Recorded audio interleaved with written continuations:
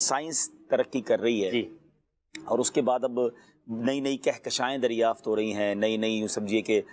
Discoveries ہو رہی ہیں، black hole کی باتیں ہو رہی ہیں اور گلیکسیز کی باتیں ہو رہی ہیں۔ تو ایک بار میں پڑھ رہا تھا ان تمام ریسرچز کو، تو ایک میری نظر سے ایک ریسرچ گزری کہ زمین جو ہے نا اس کائنات میں بہت چھوٹا سا نقطہ ہے۔ اللہ اکبر۔ یعنی بڑے بڑے جو سیارے ہیں یا بڑی بڑی چیزوں کے سامنے، یعنی آپ دوسرے لفظوں میں یوں سمجھ لیں کہ اگر یہ پوری گول ٹیبل جو ہے نا، اگر یہ ہماری کائنات ہے تو اس میں ایک نقطہ جو ہے نا ہماری زمین۔ اللہ اکبر۔ تو میرے ذہن میں اچانک ایک عجیب سا سوال آیا کہ اللہ نے اتنی بڑی دنیا بنائی، اتنی کہکشائیں بنائیں اور پھر اتنے پلینٹس بھی موجود ہیں،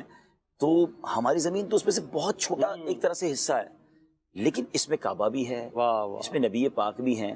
اور ہم نے تو اب تک یہی پڑھا ہے کہ سب سے افضل مقام کعبہ مشرفہ ہے یا مدینہ منورہ ہے اور یہ مقدس مقامات ہیں۔ تو میں مفتی قاسم صاحب کے پاس چلا اللہ اکبر۔ اور میں نے جا کے کہا حضور ایک بات بتائیں کہ ہم مسلمان ہیں، ہمارا ایمان یہ ہے کہ نبی پاک علیہ الصلوۃ والسلام کی ذات رحمت للعالمین ہے، تمام کائنات میں سب سے افضل ہمارے آقا ہیں، اور پھر اللہ کا جو گھر ہے، جو مرکز دنیا ہے کہہ لیں، جو بیت المعمور کی سیدھ میں ہے، وہ بھی زمین پر موجود ہے، مگر اس پوری زمین کی اس کائنات میں حیثیت تو بہت چھوٹے سے نقطے کی طرح ہے۔ تو کیا ہم یہ مانیں اور یہ جانیں کہ بے شک یہ زمین اس پوری گلیکسی کا ایک چھوٹا سا نقطہ ہے، مگر یہی ساری گلیکسی میں سب سے افضل بھی ہے، اور ہم وہ قوم ہیں یا دنیا، کیونکہ ہو سکتا ہے دنیا میں اور بھی لوگ رہتے ہوں اور مخلوقات ہوں، ہمیں نہیں پتا، لیکن جو ہم لوگ ہیں کیا وہ اس پوری گلیکسی کے سب سے اشرف المخلوقات ہیں؟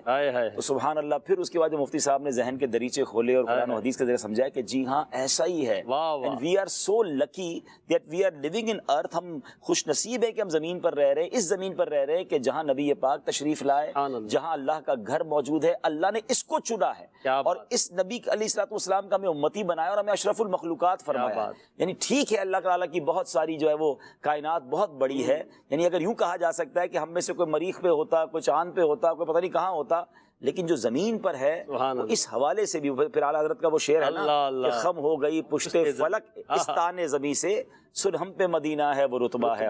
تو یہ وہ کعبہ مشرفہ کی عظمت۔ اچھا اب ذرا اگر اس تصور سے، اللہ کرے میں وہ بات سمجھانے میں کامیاب ہو جاؤں جو اس کے بعد سے میرا ذہن بنا کہ اس کے بعد جب کعبہ مشرفہ کے سامنے بندہ جاتا ہے یا اس کا تصور جماتا ہے نا کہ اس پوری عظیم کائنات میں کئی کہکشاؤں میں اگر رب العالمین نے اپنا گھر بنانے کے لیے جو جگہ چنی ہے،